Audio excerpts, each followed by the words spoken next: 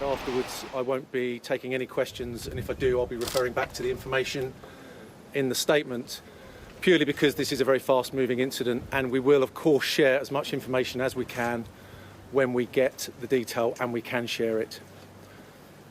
You will be aware that a serious incident occurred here at this location this morning. Police and ambulance services were called and deployed to a number of casualties. It is with great sadness that I confirm that one of those injured in the incident, a 13-year-old boy, has died from their injuries. He was taken to hospital after being stabbed and sadly died a short while after. The child's family are being supported firstly by my local officers and now with some specialist officers, and everyone across the Met is keeping them in our thoughts at this unimaginably difficult time. The events of this morning are truly horrific, and I cannot even begin to imagine how those affected must be feeling.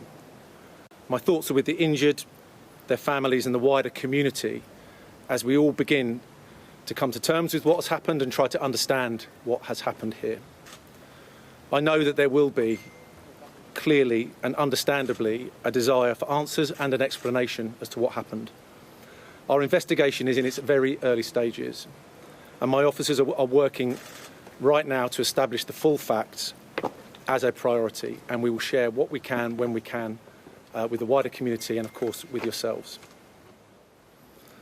A 36-year-old is currently in custody. He was tasered here at the scene and arrested 22 minutes after the first call was made to police shortly before 7 a.m. this morning.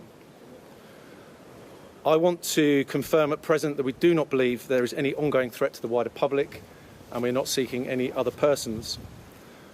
The incident does not appear to be linked to any act of terrorism. We know now that during the incident, 5 people were injured, 3 members of the public and 2 of my local officers who were responding to the call. 2 of those members of the public remain in hospital. Thankfully, their injuries are not believed to be life-threatening.